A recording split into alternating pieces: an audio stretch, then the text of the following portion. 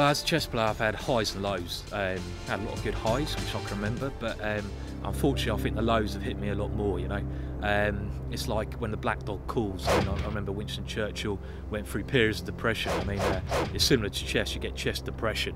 I think everyone gets it. Everyone remembers these bad times, these bad games they have. I mean, there's one game in particular which I still sort of wake up in the middle of the night. You know, cold sweats going on. Struggle to get back to bed again. You know, just. This position just sticks in my head. How do I get this position out of my head? It's just one particular game. I mean, it's my chess depression. This is my game that I can't get rid of. So I'm hopefully through talking to you, through the process of rehab, I'll get over this chess depression. Get rid of my black dog, should I say?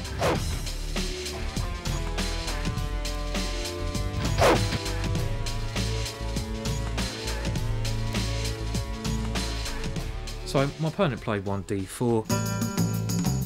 I was always happy meeting this move because it gave me a chance to play Dutch defence, which I'm quite well known for playing. I mean, I've played the Dutch all my life, so at this point I was feeling very comfortable. So I answered in turn by playing 1f5. So this is my normal response to d4, playing the Dutch. So after f5, my opponent now moved his bishop out to g5. So bishop g5. So around here, this is one of the trickiest ways of meeting my opening. It stops my normal development. So I spent a good 3 months coming up with a surprise here. So I continued with h6, attacking the bishop, so at least I'm making white decide what he's going to do here. My opponent, I mean, he played the most critical move here, bishop to h4. This move, bishop to h4, keeps the bishop on a good diagonal and keeps the pressure up against me. I played the most dynamic response here, g5. Did my opponent show any signs of sweating here? Not at all. This guy means damage here. He wants to give me some. I mean, he went e4. He's threatening to move his queen out and checkmate my king already. So I have to be a little bit careful here. But my little surprise had up my sleeve. Rook h7 with a big smile on my face. After queen to h5 check. I've only got one move. Rook to f7. And now we've got one of the most strangest positions you can get in a game of chess. It looks like I'm playing like a complete beginner. So what happens in the game? Well, as we will see, he checkmated me. So not a happy day for me. So after rook to f7, he moved his knight out to f3. The best move. So this is a problem in this game. My opponent just kept playing the best moves, and not a pleasant feeling to have when you're playing chess. You want your opponent to play bad moves, not good moves. So after knight to f3, I attacked his queen and moved the piece out. So knight to f6 here. My opponent's only got one move here, otherwise his queen's trapped, and as I knew already, my opponent was no patzer. He played queen to g6, so his queen's coming into my king's side, but the bishop on h4 is still trapped. So I have to stop his knight coming in. So now I've developed another piece, knight to c6. So all following my my happy analysis, which I've done a couple of months in advance. I was still smiling around here, thinking, well, whoever this player is, you know, I'm gonna take him down. But little did I know, he's maybe one class above me in this game. My opponent now played super aggressive. He played bishop takes g5. I mean, the way he's playing here, he's playing like a super violent kind of, like a ravaged wolf really. He's just trying to rip my body apart here. So he's not holding back. So I mean, I don't know what kind of upbringing this guy had, but I'm sure it's a pretty rough one. I took on e4, pawn takes e4, following aggression with aggression. There's no holding back from my opponent. My opponent started throwing pieces at me now. So knight to e5 came in. He's threatening checkmate in one move, queen takes f7. So my next move is false. I played knight takes e5, which is the only move I have. My opponent now played d takes e5. So again, he's just capturing, attacking, going straight for my king. I have to capture the bishop on g5. So h takes g5. Again, he's on a ravaged wolf, cutting me apart with his teeth kind of idea here.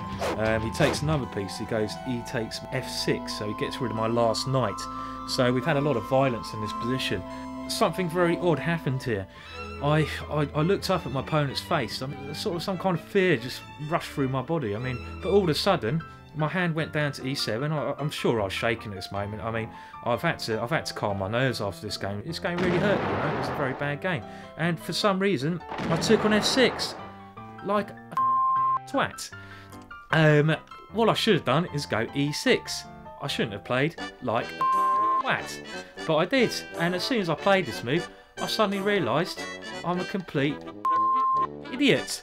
So I mean, I'm still disgusted even thinking about this now. I mean, it's so depressing. I mean, But I'm trying to get over it, so I'll move on for the game.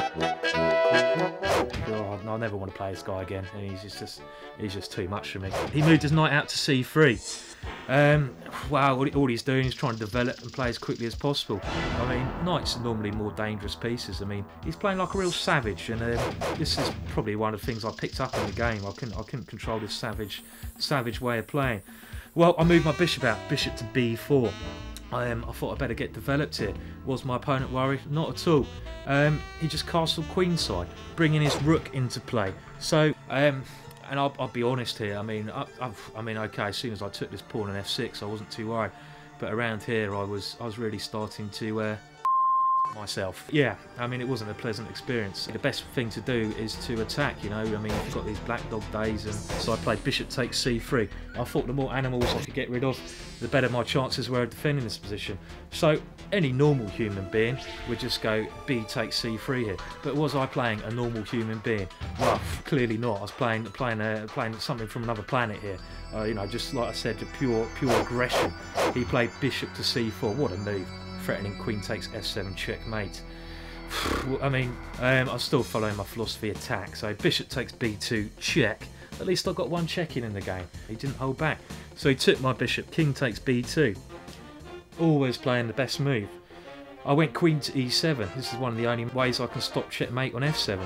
And I thought, well, I might have some chances to get my queen into the game. Did my opponent panic? Not at all. Pawn to h4. What a move! What a pawn to h4. This is a class A move, and I wasn't happy about this. Was I myself? Yes, I was. Pawn to d5, attacking the bishop. Bishop takes d5. I knew it was over, but I had to play on. I throw another check in. Queen to e5 check. Desperation. Pawn to c3, blocking the check. I've only got one move here. He's threatening queen takes f7, bishop to e6, blocking the bishop's diagonal. But after my opponent's next move, bishop takes e6, this is where it was time to leave the arena, and this is what basically brought on my cold sweat.